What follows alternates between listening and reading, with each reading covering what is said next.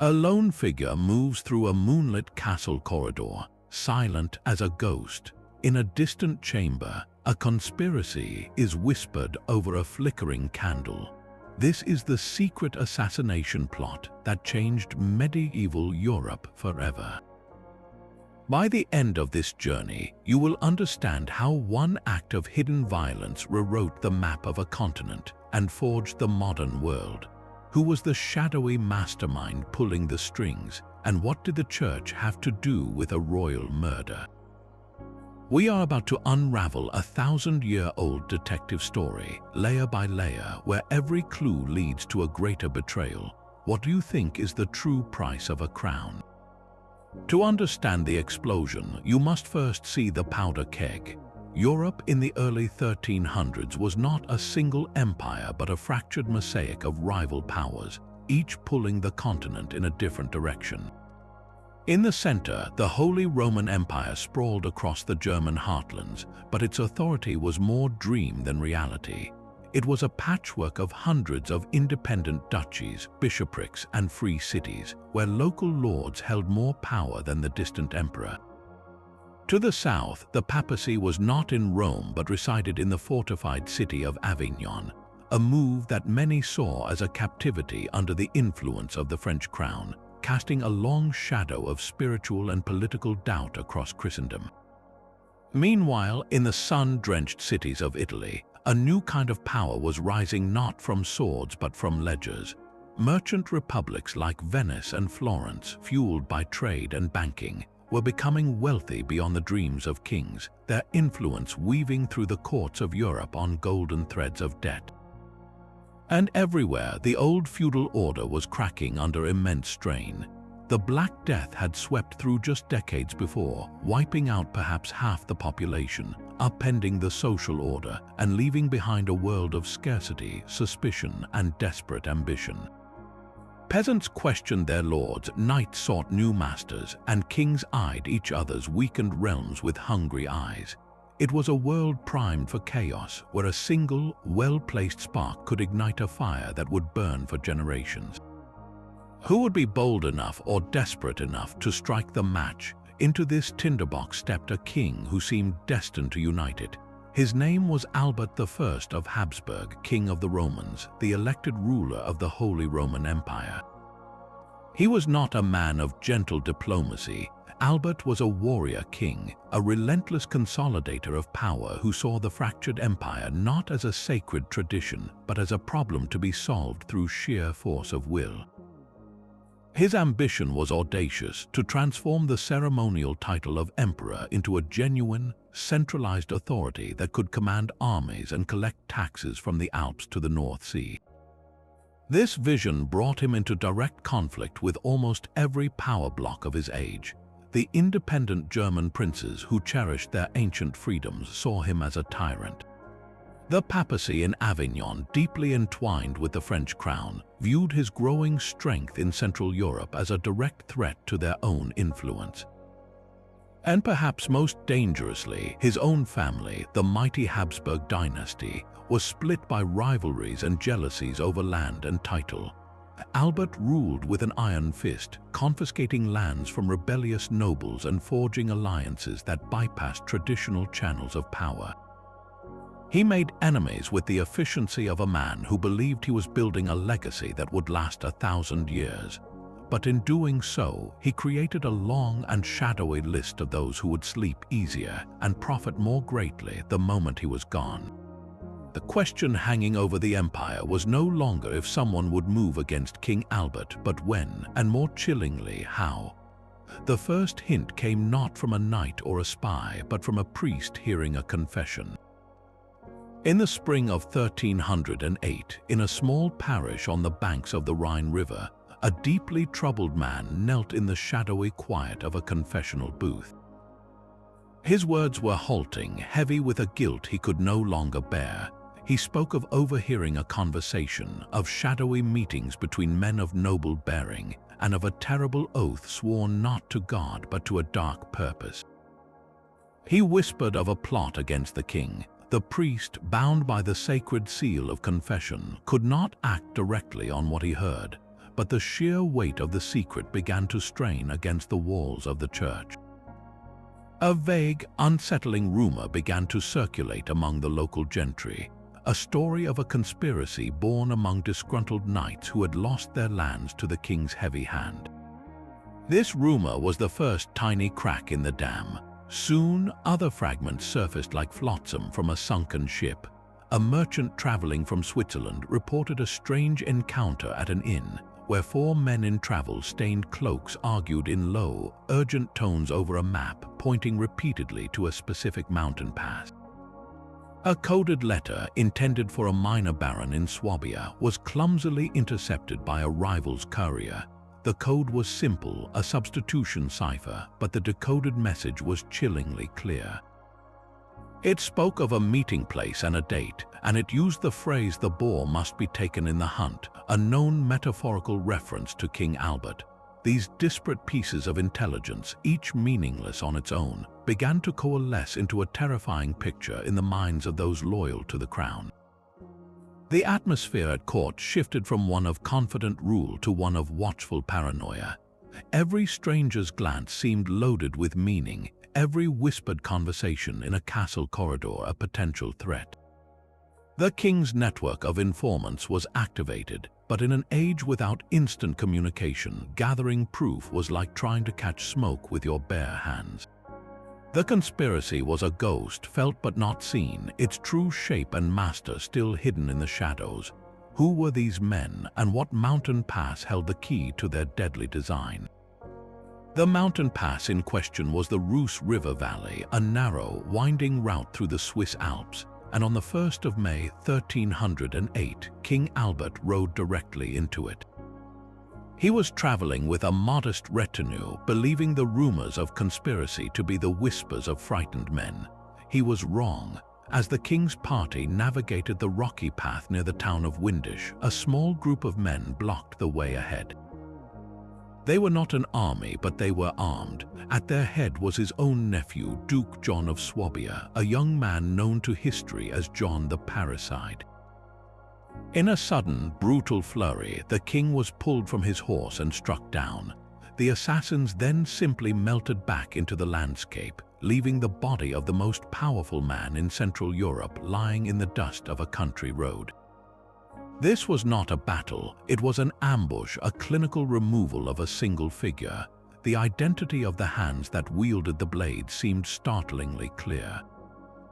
But the mind that guided those hands, the architect who planned this regicide, vanished into the historical mist. To find them, we must look beyond the blood on the road to the powerful shadows standing just offstage.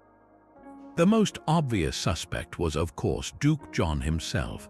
He had a powerful personal motive. King Albert had withheld part of John's inheritance, lands the young duke believed were rightfully his. Here was a classic tale of a disgruntled vassal, a nephew betrayed by his own uncle's greed. The murder could be seen as a violent property dispute blown up to a royal scale. Yet many historians doubt a hot-headed young man could have orchestrated such a clean, effective strike alone, evading the king's guards and escaping immediate capture. The plot required precise intelligence, timing, and a safe escape route, suggesting a more experienced, calculating mind was involved. This points us to the circle of powerful German princes, men like the Archbishop of Mainz or the Count Palatine of the Rhine. These were the empire's kingmakers, the electoral princes who chose the emperor. Albert's relentless centralization was a direct threat to their ancient privileges. By removing him, they could reassert their control and select a more pliable figurehead. Their means were immense, their network of agents vast, and their motive was the preservation of their own power. They had the most to gain from a weakened throne. Then there is the shadow of a foreign power. The French crown, with the papacy residing in Avignon under its influence, watched Albert's growing strength in Germany with deep anxiety. A strong, unified Holy Roman Empire was a direct counterweight to French ambitions in Europe, creating chaos at its heart by covertly funding and encouraging rebellious nobles would be a masterstroke of medieval realpolitik. The means would be gold funneled through bankers and intermediaries, and the motive would be the strategic crippling of a rival. The true challenge for historians is that all of these candidates are compelling, and all could be true simultaneously. The genius of the plot may lie in its layered authorship. A foreign power provides the encouragement and perhaps the funds. A coalition of princes provides the political cover and the intelligence network, and a vengeful nephew provides the perfect, passionate weapon to carry out the deed. In this light, Duke John was less a mastermind and more the final, tragic piece of a much larger game. The architect of the king's death might not have been a single man, but a conspiracy of interests, a shadow alliance where every participant could deny everything while the body cooled on the road. This ambiguity, this ghost in the machine, is what makes the mystery so enduring and so dangerous. For if no one person could be clearly blamed, then who, ultimately, would be held to account? A plot to kill a king could never be the work of one man. It required a web, a hidden network where each strand served a different purpose and each conspirator brought a unique, damning skill to the table. At its heart was likely the disinherited knight, a man like Rudolf von Wart, a minor noble whose lands had been seized by King Albert. His role was not to plan but to act. He provided the martial skill, the cold nerve to stand on that mountain path and deliver the killing blow. He was the sharpened blade of the conspiracy, motivated by a very personal, burning grievance. But a blade is useless without a hand to guide it. For that, the conspirators needed eyes and ears inside the castle walls. This is where a corrupt court official or a disloyal member of the king's own guard would have been invaluable. Such a man could provide the most precious commodity of all, information. He could reveal the king's travel routes, the size of his escort, and the exact timing of his journey through the Rus Valley. His reward would not be land, but perhaps gold or a promise of high office under a new, grateful regime. Yet even information and a willing swordsman cost money. Weapons, horses, bribes, and safe houses for the assassins to hide in after the deed all required substantial funds. This is where the shadowy figure of the merchant banker enters the story. In the bustling trade hubs of Zurich or Constance, a financier with ties to foreign powers or rival princes could quietly funnel gold into the conspiracy. His ledgers would show no entry for regicide, only for loans or trade losses, a perfect financial veil. His motive was not revenge but profit and future favor, investing in political chaos as if it were a commodity. Perhaps most chilling of all is the potential role of the clergy. A sympathetic abbot or bishop could provide the conspiracy with something even more powerful than gold, spiritual sanction. In an age where damnation was a very real fear, a man of God could offer twisted reassurance, framing the murder not as a sin, but as a tyrannicide, a righteous removal of a ruler who oppressed his people and challenged the church. His monastery or cathedral could also serve as a perfect sanctuary, a holy place where conspirators could meet under the guise of pilgrimage, shielded from prying eyes by the respect owed to the church. This is the true anatomy of a medieval conspiracy. It was a cross-class alliance, a temporary marriage of convenience between the violent grievance of the knight, the insider access of the courtier, the cold capital of the merchant, and the moral cover of the cleric. Each member operated in their own social sphere, invisible to the others, connected only through a few shadowy intermediaries. This structure was its greatest strength and its most profound revelation. It showed that the old feudal order, where loyalty was sworn from knight to lord to king, was already breaking down. In its place was a new, more dangerous world where ambition and gold could forge alliances that leapt over the boundaries of class and duty. But such a delicate, sprawling web is also vulnerable. A single strand, pulled by guilt or captured by the king's men, could unravel the entire design. The perfect crime in the Middle Ages was not born from passion, but from a cold and meticulous blueprint. The conspirators had to choose their weapon not just for its lethality, but for its message and its deniability. A goblet of wine laced with monkshood or arsenic was a favorite of palace intrigues, a silent killer that could be blamed on a sudden fever or a bad batch of ale. Yet poison was a woman's weapon in the eyes of the time, subtle but cowardly, and it left the body as evidence that a skilled physician might scrutinize. A dagger in a crowded hall was brazen, a public statement of rebellion, but it required the assassin to be impossibly close to the king's guard and offered little chance of escape. An arranged accident during a boar hunt, a stray arrow or a startled horse, could be passed off as tragic misfortune, but it relied too much on chance and the unpredictable chaos of the chase. For a target as vigilant and well-guarded as King Albert, only one method offered the right balance of control, symbolism, and a clear path to vanish. They chose the ambush on a journey. This was a warrior's death, in a sense, meeting violence with violence on the open road. More importantly, it moved the crime away from the heart of his power to a place where they could control every variable. The logistics were a masterpiece of medieval tradecraft. Acquiring the weapons was simple enough, ordinary swords and lances that would not attract suspicion. The true work was in intelligence. For weeks or even months, they needed someone close to the king to become a living calendar, noting his habits, his moods, his planned movements. When would he next travel from one of his castles to another? Which route would his marshal choose? How many knights would ride with him? This insider, whether a bribed guardsman or a discontented courtier, provided the skeleton of the plan. Then came the study of the terrain. The Rus Valley was not chosen at random. Its narrow paths forced the royal party into a thin line, preventing them from forming a protective circle around the king. The rocky outcrops and thick stands of pine offered perfect concealment for a small band of men to wait, unseen, for the exact moment. They would have rehearsed it, assigning each man a specific guard to engage or block, creating a momentary gap in the defense just wide enough for the killing strike. Their medieval understanding of forensic avoidance was starkly practical. They wore no distinctive heraldry that could be traced back to a specific lord. After the deed, they would scatter along pre-arranged escape routes, likely splitting up to ride for different sympathetic monasteries or remote castles that offered sanctuary, what we would now call safe houses.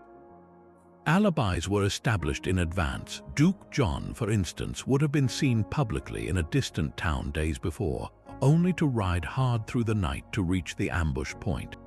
The plan banked on the slow speed of communication. In the crucial hours and days after the murder, while the kingdom was stunned into confusion, they would be miles away, their trails growing cold. Their greatest forensic shield, however, was the political chaos they knew would follow. They were not just planning a murder, they were planning the aftermath, counting on the shockwaves to scatter the pursuit and let the blame fall into a vacuum of competing accusations. In the end, their plan was flawless in its execution. But the one variable they could not fully account for was the conscience of a man and the unpredictable weight of a secret shared in a confessional booth. The morning of May 1st dawned crisp and clear over the Alps. King Albert broke his fast at his castle in Baden, a man in a hurry. He had a dispute to settle across his lands, a minor territorial squabble between two of his vassals, and he intended to ride out with a small, fast party to resolve it with his typical decisive force. His advisors had murmured about the rumors, about the strange coded letters and the whispers from the Rhine, but the king dismissed them. He was a man of action, not of shadows.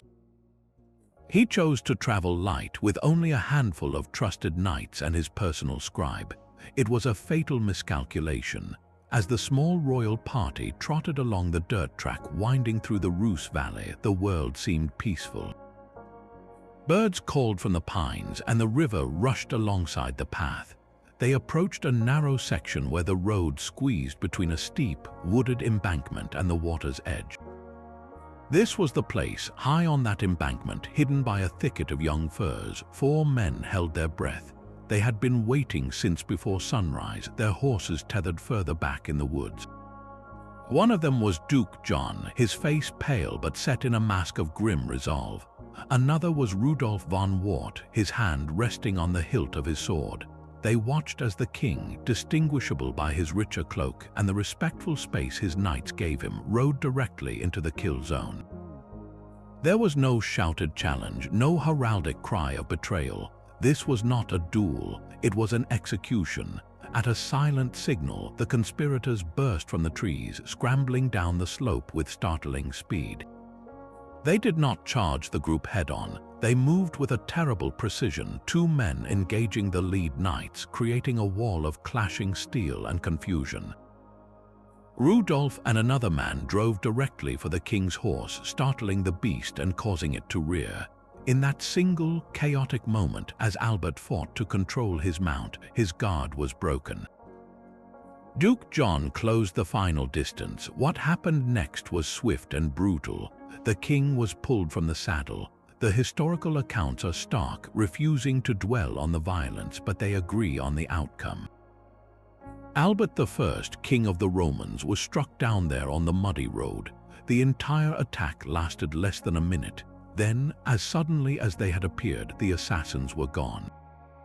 They scrambled back up the embankment, vanished into the deep green of the forest, and were on their horses riding hard for separate horizons before the king's stunned scribe could even cry out.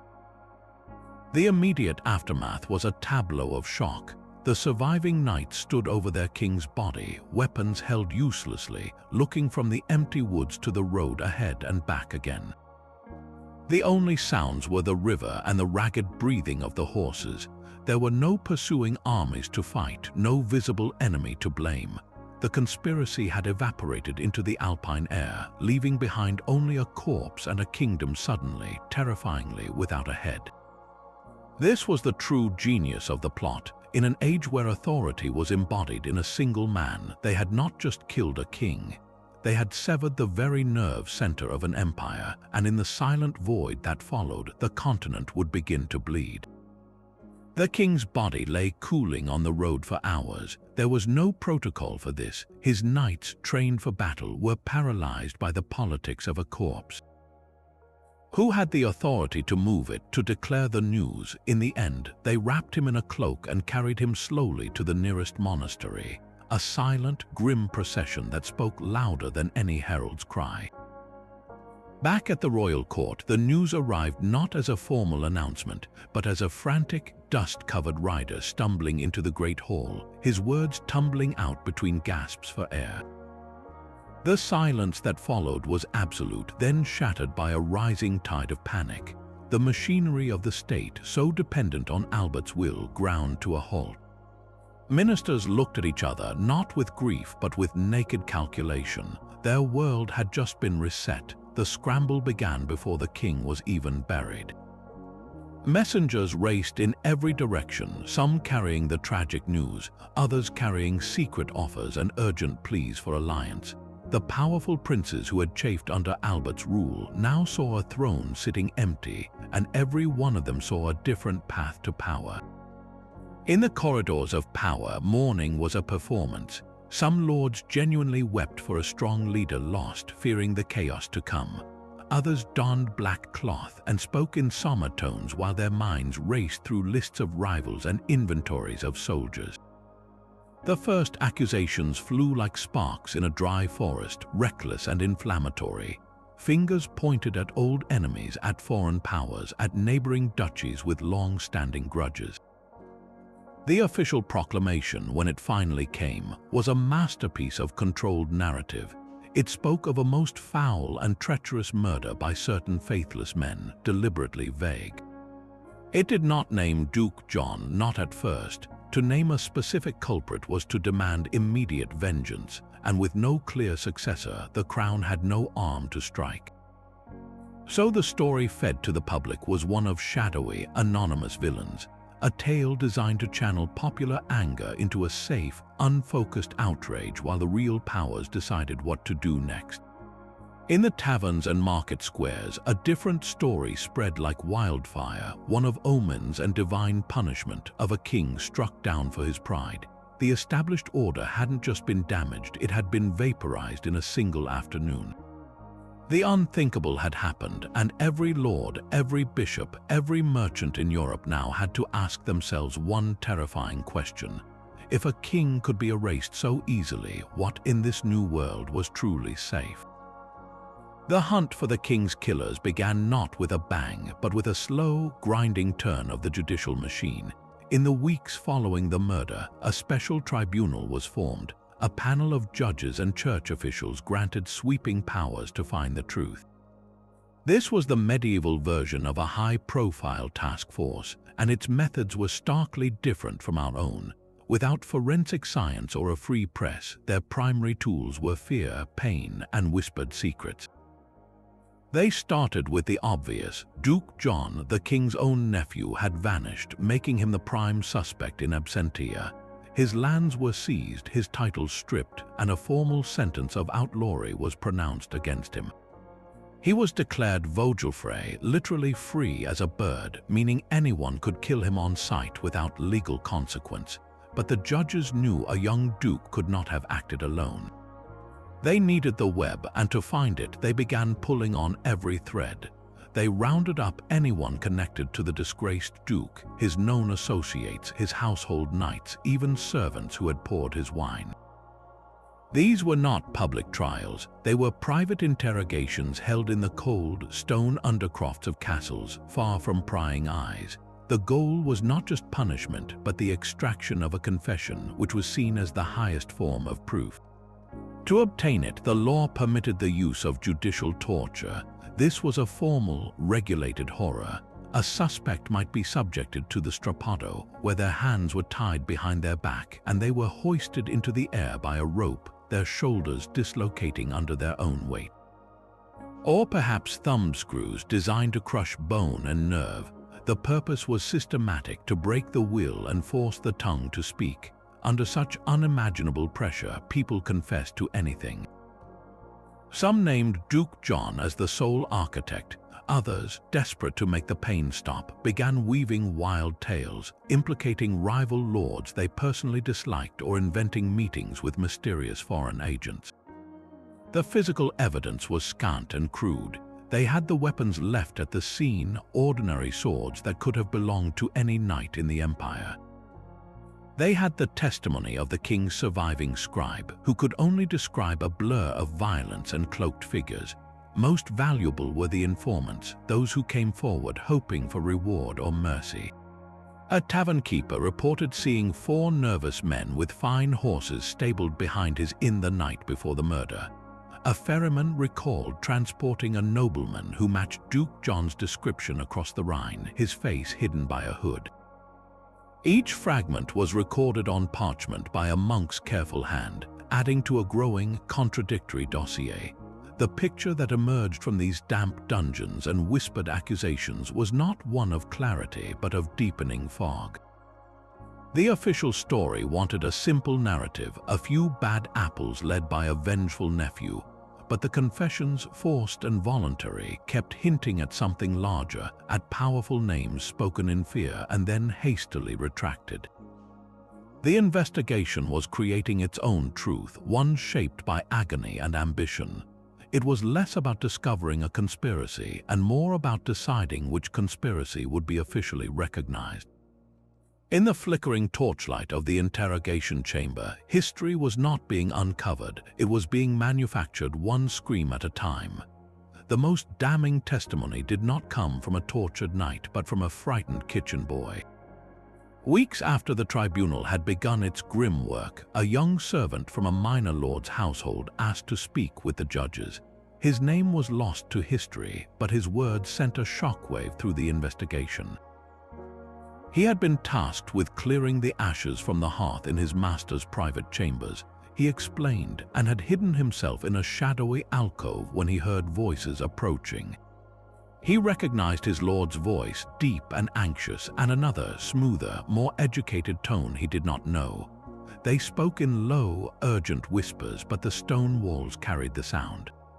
The boy heard talk of Swiss gold coins, of a sealed letter to be carried to the Archbishop's palace in Mainz, and most chillingly, a phrase repeated twice: "The matter of the Rhine journey is settled."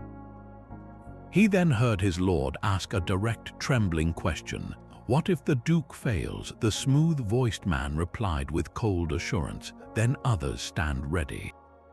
The Duke is but one arrow in the quiver. With that, the boy fled, carrying a secret too heavy for his years. This single, uncorroborated account from the lowest rung of the feudal ladder changed everything. It suggested the conspiracy had a backup plan. It hinted at coordination with one of the most powerful churchmen in the empire, the Archbishop of Mainz, an imperial elector.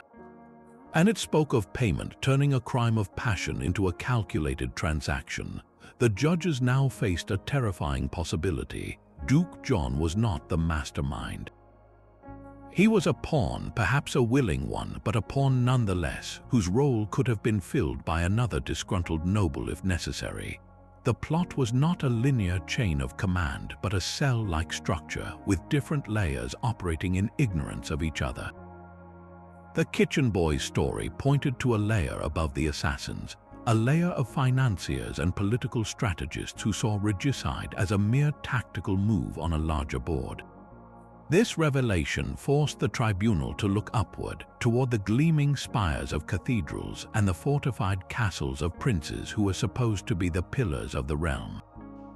The mystery had just expanded from a murder hunt into a potential coup. The kitchen boy's whispered testimony opened a door to a much darker room. If the conspiracy had layers, then who stood at the very top, pulling the strings from beyond the empire's borders? The most explosive possibility is that King Albert's death was not a domestic tragedy, but a covert operation by a foreign state.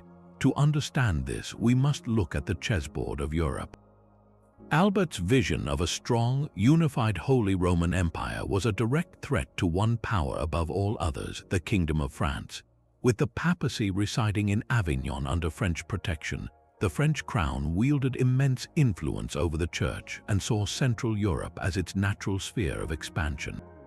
A powerful German king blocked that path. Remove that king, and the empire would shatter into squabbling principalities, easy to influence, bribe, or conquer piece by piece. The timing is deeply suspicious. In the years leading up to the assassination, French diplomats were unusually active in the German princely courts, especially those known to be hostile to Albert. Their messages, preserved in fragments, speak of altering the balance and supporting traditional liberties against the king's overreach. This is the language of political subversion. Then there is the matter of the Swiss gold coins the kitchen boy overheard. Switzerland was not yet a unified country, but its mercenaries and bankers were already legendary. French gold funneled through Swiss financial intermediaries would be untraceable, a perfect way to fund a rebellion or, in this case, a murder. Who among the conspirators suddenly had unexplained wealth? While Duke John was famously disinherited, some of the lesser knights implicated were seen paying off old debts and acquiring new lands shortly before the ambush, a sudden change in fortune that raised eyebrows even then. But the most compelling evidence is not in the planning but in the aftermath. Look at what happened immediately after Albert's body was buried. The empire plunged into a 20-year period of internal chaos called the Great Interregnum, where no ruler could consolidate power. And who benefited from this vacuum? France expanded its influence dramatically. French princes married into German noble families, French money flowed into strategic territories, and the French-backed candidate for the imperial throne gained significant traction. It was as if a script had been followed. The king's death did not just clear the way for a rival's expansion, it practically laid out a red carpet. This theory transforms the murder from a crime of passion into an act of medieval geopolitics. It suggests Duke John and his band were not the authors of the plot, but its instruments, useful idiots motivated by personal grievance, funded and perhaps even guided by agents of a foreign crown that wanted the empire weak. The true puppet masters never needed to touch a sword. They only needed to identify a fracture line in their enemy's kingdom, apply the right pressure, and let the natural forces of greed and ambition do the rest. If this is true, then the assassination on that Alpine road was not the end of a story, but the opening move in a hidden war for the soul of Europe. The shadow of the church loomed over every throne in Christendom. To accuse a king was one thing, but to condemn his very soul was a power reserved for God and his earthly vicar, the Pope. In the fractured world of the 14th century church, that power was not just spiritual, it was the ultimate political weapon. The papacy, residing in Avignon under the heavy influence of the French crown, viewed a strong German emperor like Albert as a direct rival for authority over the Christian world. A king whose centralized power threatened the church's own vast network of bishops, lands, and taxes. So the chilling question must be asked: could agents of the church itself have blessed the blade that struck Albert down? The theological framework for such an act already existed. It was called the doctrine of tyrannicide. This was a controversial but persistent idea among certain medieval scholars that it was not a sin, but a righteous duty to kill a ruler who oppressed his people and defied divine law. A king who seized church property, who challenged papal decrees, who ruled through fear rather than justice, could be labeled a tyrant, and a tyrant in this harsh logic was outside God's protection. All it would take was one ambitious cardinal or a whispered suggestion from the papal court itself to plant this idea in the mind of a devout but disgruntled knight like Rudolf von Wart. The message would be subtle, delivered not as a direct order but as a theological opinion. Your king has become a scourge upon the land. He steals from God's house. To remove him would be to heal the kingdom. This spiritual sanction would transform a murder from a crime into a crusade, absolving the assassin's conscience and granting him a form of holy immunity in his own mind.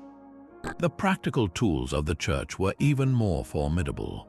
A papal decree of excommunication could shatter a king's authority overnight. It would release his subjects from their oaths of loyalty, forbid priests from administering sacraments to him, and effectively cast him out of Christian society. For a ruler like Albert, whose power rested on feudal oaths and divine right, excommunication was a political death sentence. The threat alone was a powerful motivator. Did someone in Avignon suggest to the conspirators that the Pope would look favorably upon their deed, perhaps even shield them from consequence? The Church also provided the perfect infrastructure for conspiracy. Monasteries and abbeys were the communication hubs of the medieval world. A monk traveling between houses with sealed letters was above suspicion. A meeting held in a secluded chapter house was protected by sacred walls. A conspirator could take confession, share his plans under the seal, and receive not condemnation but a murmured absolution in advance. This adds a profoundly unsettling layer to the mystery. If the church was involved, even indirectly, then the murder was not merely a political assassination. It was an act of sacred violence, a collision between crown and cross where one power decided a king had forfeited his right to rule by divine mandate. The killers on that mountain road may have believed they were doing God's work, their swords consecrated by a higher purpose.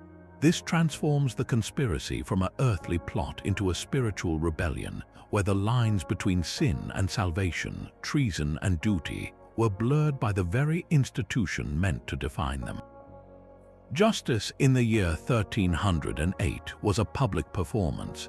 The trial of the conspirators was not held in a closed chamber for judges, but in a great hall packed with nobility, clergy, and commoners who had come to see a show. The new powers in the empire needed a story, a simple and satisfying narrative to explain the king's death and legitimize their own shaky hold on authority. They were not there to uncover a web of foreign financiers or complicit princes. They were there to stage a morality play with a clear villain and a bloody final curtain. The accused men, including several of Duke John's associates who had been captured, were paraded into the hall in chains. They were not permitted to speak in their own defense, nor were they allowed to call witnesses. The court had already decided their guilt. The verdict written before the first charge was even read aloud. The trial was a formality, a piece of political theater where the script demanded a confession. And so, confessions were provided. One by one, the broken men were led forward. Their words were halting, rehearsed, and eerily similar. They spoke of being swayed by Duke John's bitter grievances, of his promises of restored lands and honor. They described the ambush in the stark, simple terms the judges wanted to hear, a crime of passion by a small, rogue band. Not a word was uttered about Swiss gold, about messages to archbishops, or about shadowy encouragements from abroad. The confessions were surgically edited to point blame in one direction only, downward, at the men who wielded the blades and the disgraced nephew who had fled. The audience in the hall listened, a mix of horror and grim satisfaction on their faces. They were witnessing the restoration of order, the forceful reassertion that regicide would be met with absolute, terrifying consequence. The dramatic climax came with the sentencing. The judge, a stern figure in robes of office, pronounced the ultimate penalty for treason, death by the wheel. This was not just execution, it was a symbolic dismantling. The condemned would be tied to a large cartwheel, and a heavy iron bar would be used to systematically break their bones, a prolonged public agony meant to mirror the breaking of the kingdom's peace.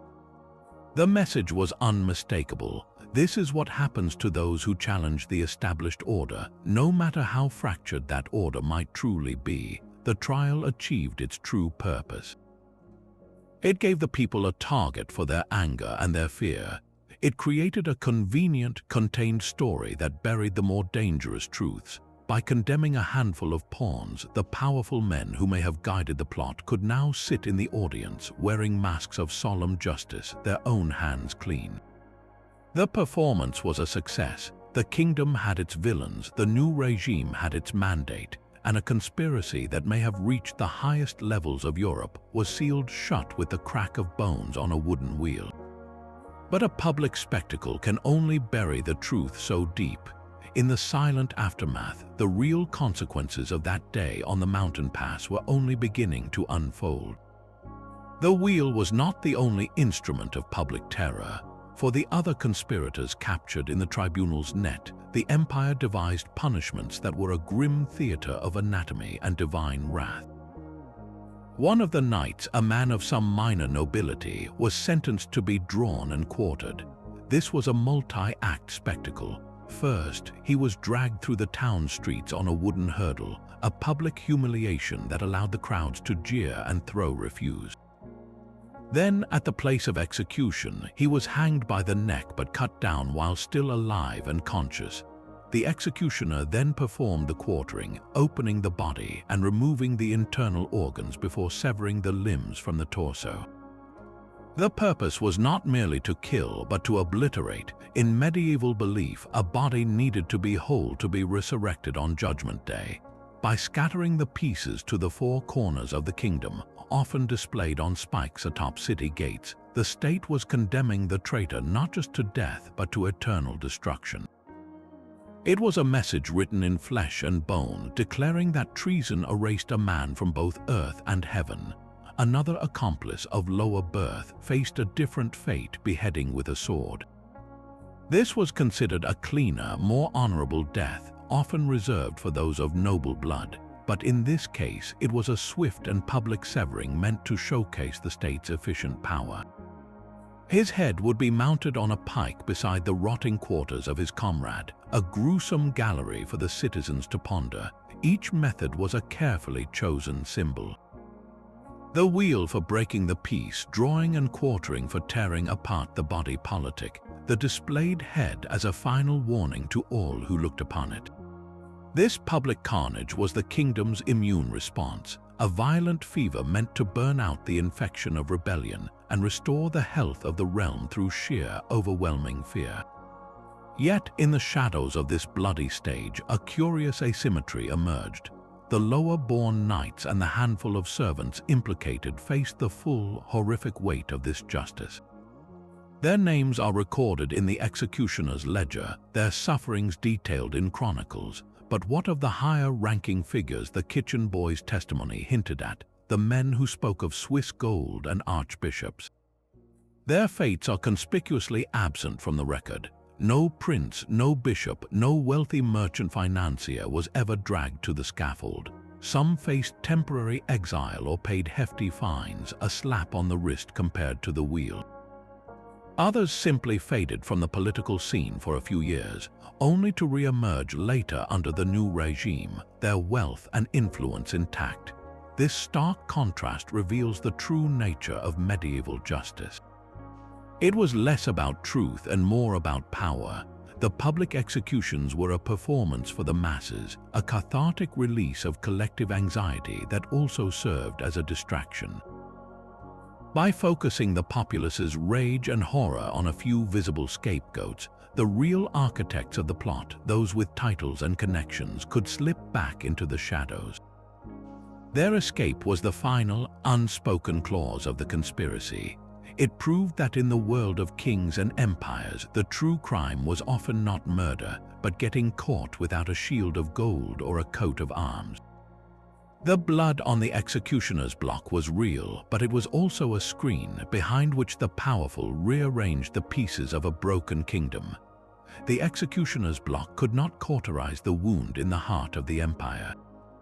With the king dead and his killers punished, a profound and terrifying silence descended over the political landscape. It was the silence of a throne with no one to sit in it. This was not a simple succession dispute where a crown prince waited to take his father's place.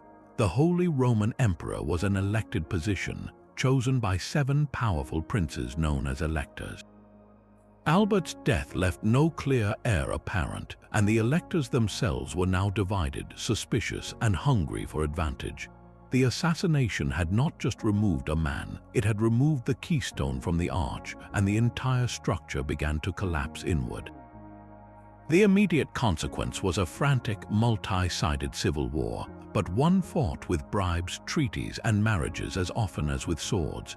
This was the Great Interregnum, a 20-year period where the empire had no universally recognized leader, and chaos became the law of the land. In Germany, rival factions of princes rallied behind different candidates, from the Habsburgs trying to hold onto power to the Luxembourgs and Wittelsbachs seeing their chance. These were not mere political parties, they were armed camps. Localized wars erupted over strips of territory, over toll rights on rivers, over who had the right to collect taxes in a disputed valley. Without a strong central authority to adjudicate, every minor lord became a law unto himself, building castles to dominate trade routes and raiding his neighbors' lands with impunity. The violence spilled beyond the empire's borders. Seeing the German giant paralyzed, its neighbors seized the moment. The King of France, no longer facing a united front to the east, pushed his influence deeper into the empire's western territories, using gold and political marriages to create a network of client states. In the north, the Scandinavian kingdoms and the rising power of the Hanseatic League fought for control of the Baltic trade, a conflict that grew bloodier without imperial mediation. Perhaps most significantly, the assassination created a power vacuum in Italy, where the empire had long claimed overlordship. With no strong emperor to enforce order, the wealthy city-states like Milan, Florence, and Venice were unleashed. They expanded their territories through relentless warfare, hiring mercenary armies to fight their endless battles, turning the Italian peninsula into a perpetual battlefield of shifting alliances and brutal sieges. This was the true, sprawling consequence of that single act of violence on an Alpine road. It was not one war, but a cascade of them, a continent-wide unraveling. The stable, hierarchical world of feudal loyalty that Albert had tried to master was gone, replaced by a brutal free-for-all where power went to the most ruthless, the wealthiest, or the most cunning. The map of Europe was being redrawn in fire and blood, and the pen guiding that redrawing had first been dipped in the king's blood. War is a fire that consumes more than soldiers. The battles and sieges of the Great Interregnum created a secondary wave of suffering that crashed down upon the common people, unraveling the very threads that held their world together. The most immediate casualty was trade. The roads and rivers that had once pulsed with the lifeblood of commerce became gauntlets of danger. A merchant caravan traveling from Cologne to Venice no longer worried about bandits alone. Now they faced rival lords demanding exorbitant tolls at every makeshift border, or worse, knights in service to a local warlord who simply confiscated the entire shipment as a prize of war. Major trade fairs, the economic engines of the age, were cancelled or shriveled as travel became impossible. The flow of salt from the mines, wool from England, spices from the east, and wine from the south slowed to a trickle. In the cities, artisans and shopkeepers found their shelves empty of raw materials and their customers without coin. A master weaver could have the finest loom in Europe, but without a steady supply of English wool, he and his apprentices faced starvation. This economic paralysis triggered a vicious cycle of scarcity and inflation. With fewer goods available, the price of everything that remained, from a loaf of bread to a bolt of cloth, skyrocketed. A day's wages for a stonemason might buy him a single chicken, leaving nothing for his family's grain. The money in people's purses became worthless, a cruel joke in a world where survival was measured in sacks of grain and sides of bacon. Famine, that ancient spectre, followed close behind. Armies on the march were locust swarms in human form. They did not carry their own food for a campaign lasting months.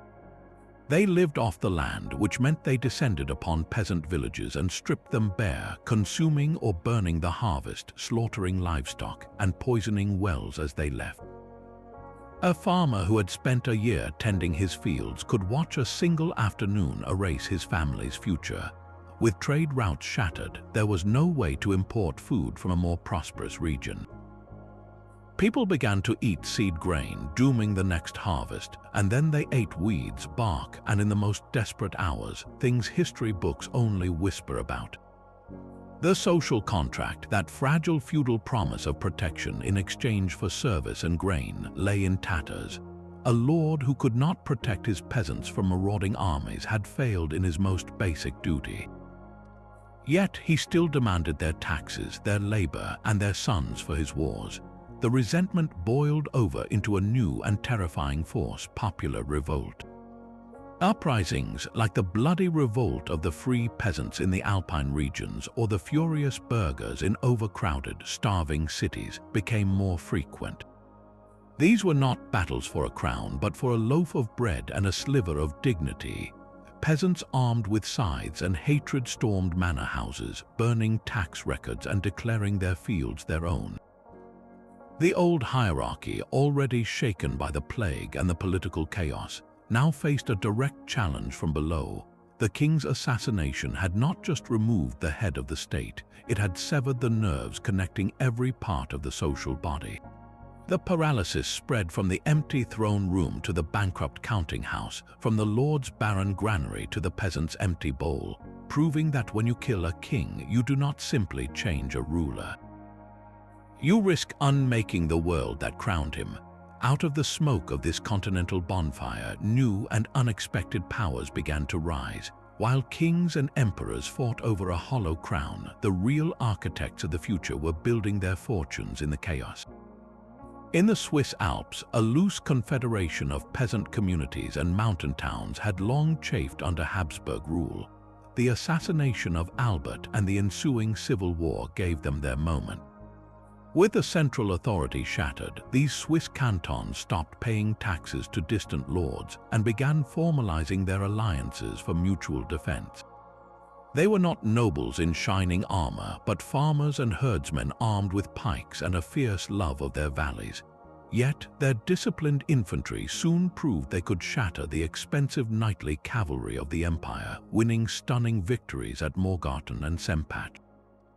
From a collection of rebellious backwaters, they forged the Swiss Confederacy, a durable republic that would become a permanent, independent power in the heart of Europe, a direct and lasting consequence of the imperial collapse. Meanwhile, in the rubble of Italy, a different kind of power was consolidating. The merchant princes of Venice and Florence watched the empire's grip vanish and saw not chaos but opportunity. Without an emperor to regulate trade or appoint governors, these city-states became utterly sovereign. They expanded their territories aggressively, not with feudal claims but with contracts and mercenary armies. Venice transformed its lagoon into a fortress and its galleys into a navy, building a maritime empire that controlled trade routes from the Adriatic to the eastern Mediterranean. Florence, ruled by its wealthy banking families like the Medici, used its financial might to dominate Tuscany. Gold, not genealogy, became the source of their authority. They commissioned art and architecture that proclaimed their glory, funding the Renaissance not as patrons of culture, but as advertisements for their own unparalleled power. The world was learning that a well-filled treasury could be a more stable throne than any inherited from a murdered king. And who did these merchant states hire to fight their wars? The answer created another monstrous new force, the professional mercenary company. As the great interregnum dragged on, thousands of knights and soldiers found themselves without a lord to serve or a cause to fight for. They banded together into disciplined, mobile armies for hire, known as free companies or condottieri. These were not patriotic soldiers but businessmen of violence. A captain would negotiate a contract, a condotta, with a city-state or a prince, offering his army's services for a set period and a massive fee. The most successful captains, men like Sir John Hawkwood, became powers in their own right, feared by kings and courted by popes. They held cities to ransom, switched sides if the offer was better, and carved out personal fiefdoms. Their existence meant that military power was now a commodity that could be bought by anyone with enough coin, completely divorcing the duty of defense from the nobility that had claimed it as their sacred right. The knight, the symbol of feudal order, had become a freelance contractor. This seismic shift in power from inherited titles to financial and military entrepreneurship began to redraw the map in a more permanent way. The old empire, based on personal loyalty to a crowned emperor, was fading into myth. In its place, new political entities were hardening into something recognizable as early nation-states. In France, the monarchy exploited Germany's weakness to solidify its own borders and centralize authority, creating a more unified kingdom. In the Iberian Peninsula, the Christian kingdoms pushed harder against the Moors, their focus turning inward and southward rather than toward the imperial dramas of the north. The patchwork of Europe was simplifying, coalescing around cores of shared language, commercial interest, and administrative power rather than feudal homage. The assassination plot did not create these nations, but the vacuum it unleashed accelerated their birth by centuries, clearing the tangled feudal underbrush so that new, stronger trees could take root. The world that emerged from the long shadow of that mountain pass was for the first time a world where money and armies could build a throne from scratch. What kind of rulers would such a world ultimately choose? The successful plot poisoned the well of trust for generations of rulers. If a king could be killed so easily by his own kin on a public road, then no one was safe, and every smiling courtier was a potential assassin. This deep-seated paranoia ceased to be a personal fear and hardened into official state policy. The first and most direct consequence was the birth of the professional spy. Monarchs across Europe began to invest heavily in intelligence networks, not just for war but for internal security. These were not the romantic agents of later fiction, but often minor clerks, traveling merchants, or disgraced nobles willing to inform on their former friends. Their job was to listen in taverns, intercept letters, and report any whisper of discontent or conspiracy before it could take root.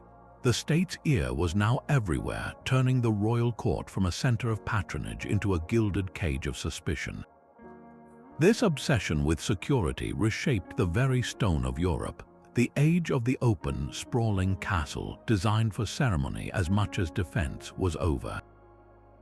The new model was the concentric fortress or the urban citadel, with thicker walls, deeper moats, and complex gatehouses designed to thwart not just a besieging army, but a single, determined infiltrator.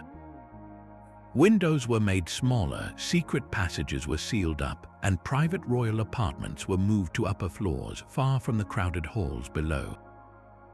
Architecture itself became a manifestation of fear, a physical declaration that the ruler lived in a state of permanent siege from his own subjects.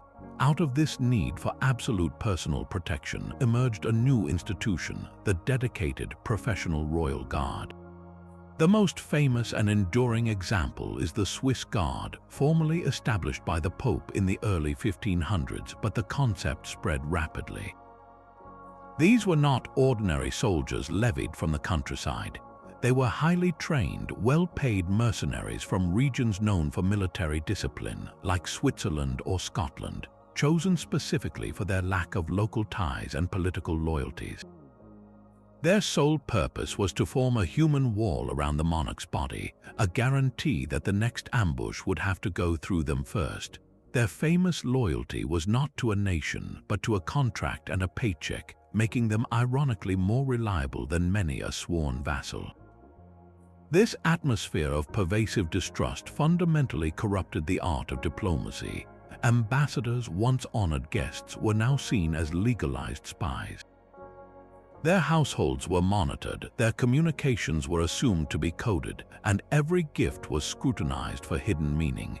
Treaties and alliances, always fragile, became even more transactional and short-lived, based on momentary advantage rather than dynastic loyalty or shared faith. The handshake was replaced by the cipher, and the banquet hall became just another battlefield where the weapons were flattery and deceit. From this poisoned soil grew a dark and pragmatic philosophy of power known as reason of state. It was a simple, brutal idea: the needs of the kingdom outweigh all moral or religious laws. If assassinating a rival king or breaking a solemn oath strengthened the realm, then it was not just permissible, it was the ruler's duty. Actions that would have been condemned as monstrous treachery a century before were now calmly discussed in council chambers as necessary tools of governance. The successful plot against King Albert did not invent this thinking, but it provided the ultimate proof of concept. It demonstrated that in the new Europe, where thrones were built on money and mercenaries, traditional codes of honor were a fatal luxury. The lesson written in blood on that Alpine road was clear. Survival now demanded that a ruler think like a conspirator, even while sitting on the throne. History is written by the survivors, but it is retold by the storytellers. In the centuries after the dust settled on the Reuss Valley, the raw, brutal facts of the assassination began to soften and warp, shaped by the needs of those who told the tale. The first accounts, the contemporary chronicles, were far from objective. A monk writing in a monastery under the patronage of the Habsburg family would paint Albert as a saintly martyr struck down by a devilish, ungrateful nephew. A scribe in a city that had benefited from the weakening of imperial power might hint that the king's harshness had brought the tragedy upon himself. These were not histories, they were weapons, each fact carefully selected to blame an enemy or justify a new ruler's claim. The messy truth of layered conspiracies and foreign gold was too dangerous, too complex for a simple moral. So the official story hardened into a fable, a stark drama of a good king betrayed by a wicked relative. This was the seed from which the legend grew. As decades turned into centuries, the event drifted from the pages of chronicles into the realm of popular memory, transforming into something richer and more symbolic. In Swiss taverns, the story was reshaped into a ballad of liberation. Here, Duke John was not a villain, but a freedom fighter, a noble rebel striking a blow against Habsburg tyranny to protect the rights of the common mountain folk. The ambush was recast as a heroic stand, a prelude to the great Swiss victories that would follow. The inconvenient facts, like John's motives being about personal inheritance rather than national liberty, were quietly scrubbed away. The story became a foundational myth, a proof that their independence was won not by chance, but by the courageous act of a principled man. By the Romantic era of the 1800s, the tale was polished into a perfect theatrical tragedy. Playwrights and poets seized upon its dramatic potential. They invented heartfelt soliloquies for a conflicted Duke John, torn between family loyalty and a thirst for justice. They created a doomed love interest, perhaps a lady-in-waiting caught between the king and his nephew, to add a layer of passion to the political crime. The complex web of bankers and bishops vanished entirely, replaced by the timeless, simple conflict of two men, uncle and nephew, bound by blood and divided by power. The messy geopolitics of the great interregnum became a mere backdrop for a personal, Shakespearean drama of ambition and remorse. This version asked not who benefited, but who suffered, turning a cold political murder into a human story of flawed characters and tragic fate. The most enduring twist, however, was the creation of a brand new hero, one who never existed at all. In some regional folklore, a pure-hearted knight emerged, a man who discovered the plot too late and raced to warn the king, only to arrive a moment after the fatal blow. This invented figure served a crucial purpose. He allowed the audience to have a moral anchor, a good man to root for in a story otherwise populated by traitors and victims. He represented the loyal subject, the ideal of feudal duty that the real events had so thoroughly shattered. His presence in the story was a comfort, a way to believe that even in the darkest betrayal, chivalry and honor were not completely dead. So what are the unshakable facts buried beneath these layers of legend? We know for certain that Albert I was ambushed and killed on the 1st of May, 1308, near Windisch. We know his nephew, Duke John, was present and involved. We know a handful of other knights were executed for their part. These are the bedrock events. Everything else, the mastermind pulling the strings, the depth of the foreign conspiracy, the whispered blessings of churchmen, and the noble motives of the assassins, remains in the shadowy realm of interpretation and evidence. The legends are not lies, they are reflections. They show us what each succeeding generation feared, valued, or needed to believe about power, justice, and betrayal. The story was twisted because the truth was too fragile to bear the weight of all those hopes and fears. It became a mirror, and what we see in it tells us less about a day in May long ago, and more about the world that kept telling the tale. Even the most complete historical record is a tapestry full of holes. For all the confessions, trials, and chronicles, the assassination of King Albert remains at its core a cold case. Modern historians stare into the same void the medieval tribunal did, and they ask the same haunting questions. Who was the true mastermind? The official story settled on Duke John, but his flight and subsequent life as a fugitive suggest a man more used than user. Could the real architect have been one of the powerful princes who sat in judgment at the trials, carefully steering the investigation away from themselves? The sudden wealth of some conspirators points to a paymaster, but his identity is buried in the lost ledgers of 14th century bankers. Then there is the unsettling question of pardons. In the chaotic years of the Great Interregnum, as rival factions vied for power, did some of the conspirators cut secret deals? A minor knight who vanished from the execution lists might have traded his testimony for a new name and a parcel of land in a distant province, his survival a silent testament to a bargain made in shadow. Most tantalizing of all is the possibility of a lost document. Historians dream of finding a hidden treaty in a forgotten archive, a parchment signed by a French minister and a German prince that outlines the plan in chilling diplomatic language. Or perhaps a deathbed confession from a remorseful cardinal, sealed by a later pope and locked away in the Vatican's secret collections, that details the Church's tacit approval. These are the ghosts that scholars chase. The primary sources themselves are the problem. We have the chronicles, but they contradict each other on crucial details, each colored by the political allegiance of the monk who held the pen. The official court records from the tribunal are fragmentary, with key pages seemingly torn out or damaged by water and time. The personal letters of the key suspects have almost all been lost, either deliberately destroyed to hide complicity or simply crumbled to dust. This absence of evidence is what keeps the mystery electrically alive. It transforms the assassination from a settled fact into an endless debate. One historian builds a compelling case for French orchestration, pointing to the strategic benefits. Another counters with equal force, arguing the plot was a purely domestic coup by the German princes. A third weaves a nuanced theory of a decentralized conspiracy, a perfect storm of separate grievances that coalesced at the right moment without a single ringleader. The lack of a smoking gun means no theory can ever be definitively proven, and that is the enduring fascination. It invites every new generation to become a detective, to sift through the same sparse clues and try to solve a murder that has been cold for over 700 years. The truth is out there, perhaps waiting in a dusty chest in a castle attic or encoded in the marginalia of a prayer book, a secret that has kept its silence through the rise and fall of empires. Could a modern forensics team, armed with the tools of the 21st century, finally crack this 700-year-old case? The bones of King Albert are not lost to history.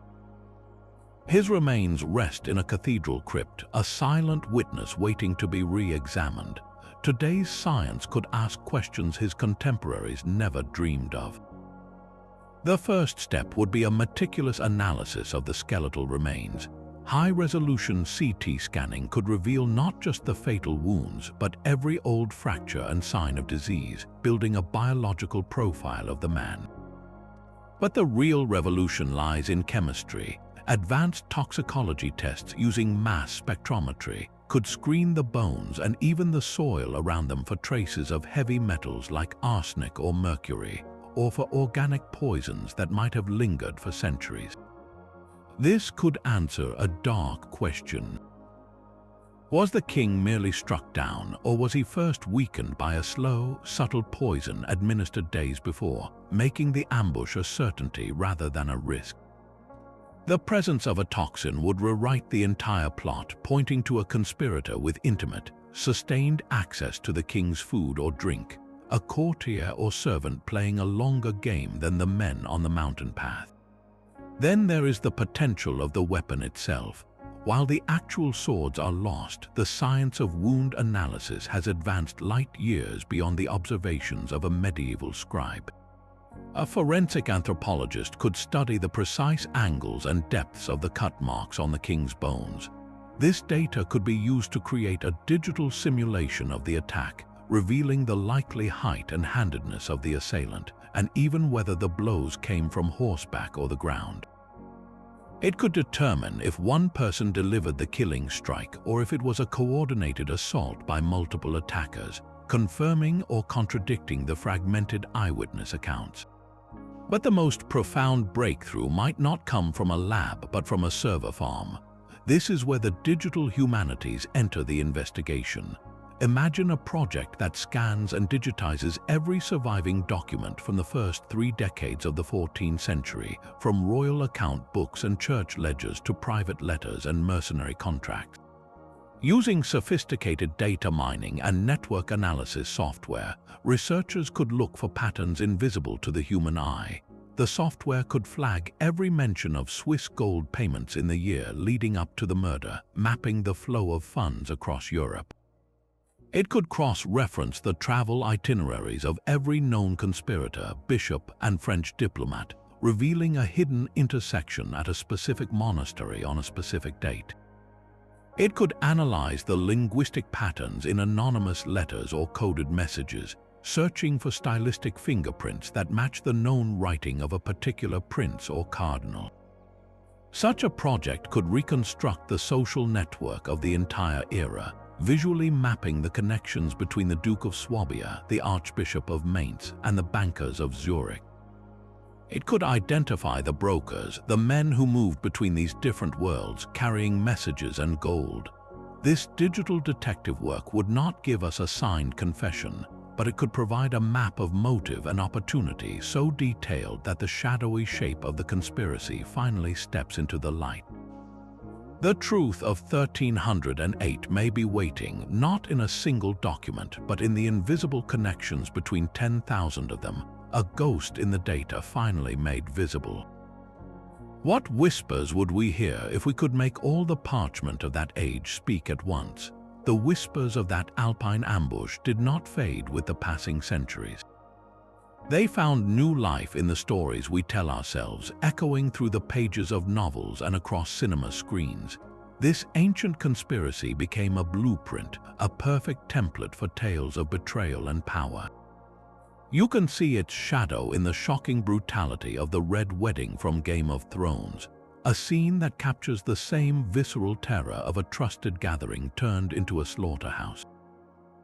The murder of King Albert shares its DNA with that fictional massacre, both born from a cold calculus that views sacred hospitality and family ties as mere obstacles to be shattered for political gain.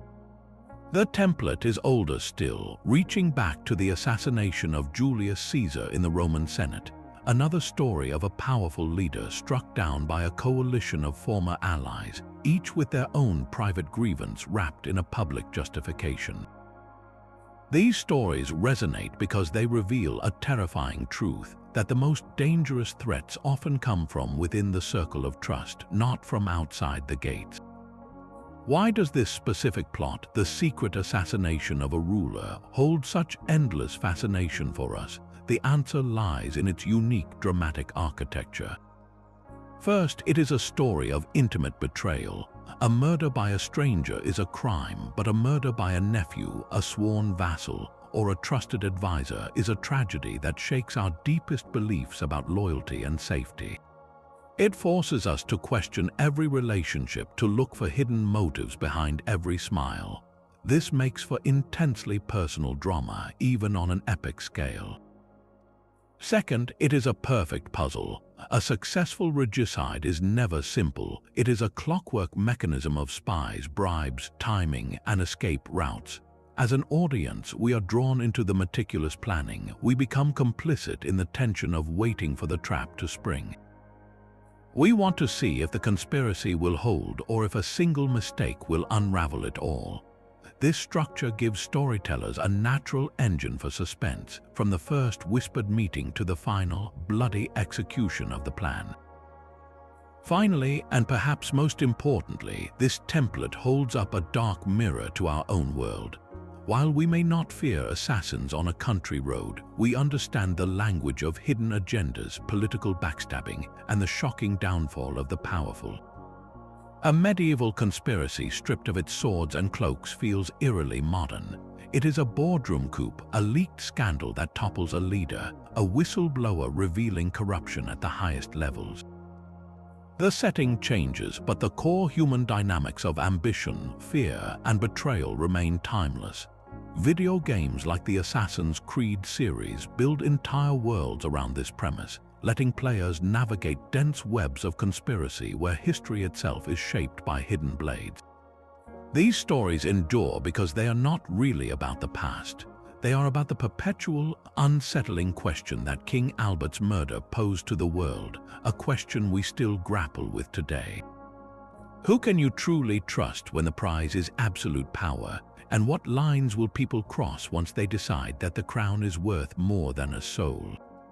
The true lesson of that mountain pass is not locked in the past. It lives in the headlines of our own time, a stark reminder that the tools of power and the fractures they exploit are tragically human and endlessly recurring. Political instability rarely announces itself with a trumpet blast. It begins with a whisper, a rumor, a coded message that corrodes trust in institutions. The whispers that swirled around King Albert, the deliberate leaks and planted stories meant to turn his subjects against him, find their echo in the modern torrent of misinformation and disinformation campaigns.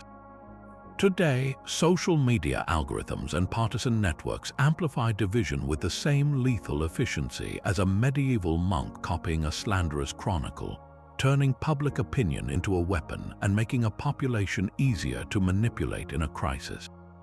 The goal is identical: to weaken a leader or a state from within by severing the bond of trust that holds any society together. When people no longer believe in a shared truth, the stage is set for chaos, and into that chaos step those who believe violence is a shortcut to change. The use of assassination as a tool of statecraft did not end with the dagger. It evolved. In the 20th century, we saw intelligence agencies plot the removal of foreign leaders, using proxies and deniable assets in a chillingly modern parallel to the Swiss gold and the shadowy knights.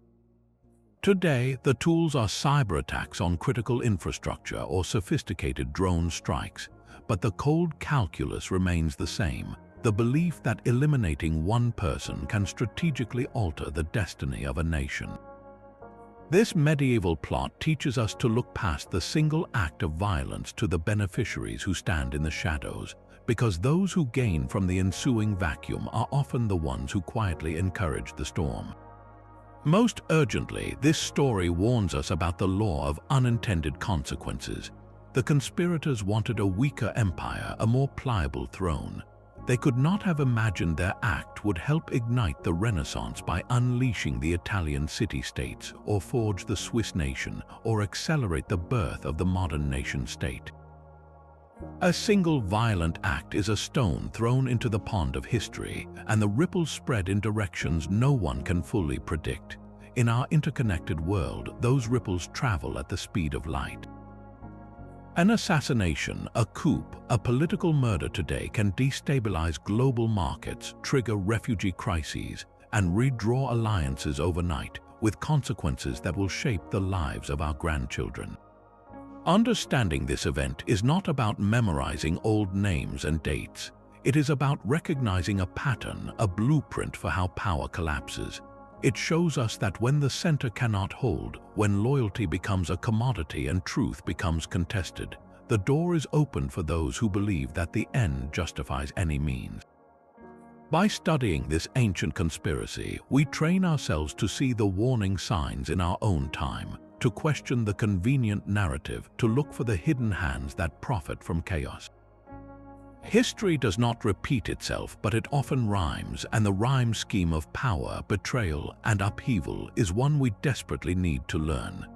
So we arrive at the end of our journey, from a single, violent moment on a muddy road to the reshaping of a continent.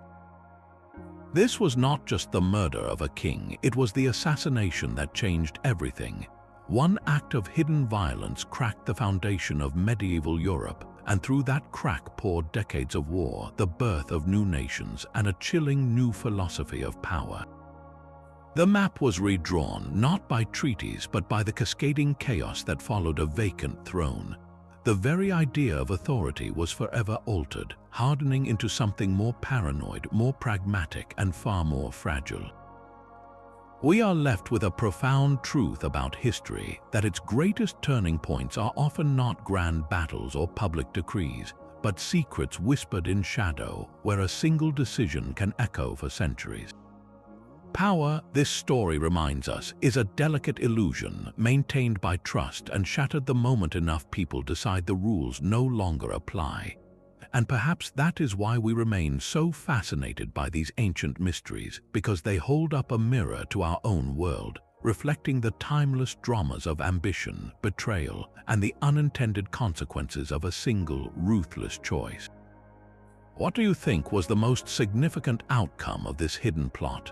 And which other medieval mystery, buried in the archives and waiting to be unraveled, should we investigate next? Let us know your thoughts below, and subscribe to join us for more deep dives into the hidden turning points that forged our world.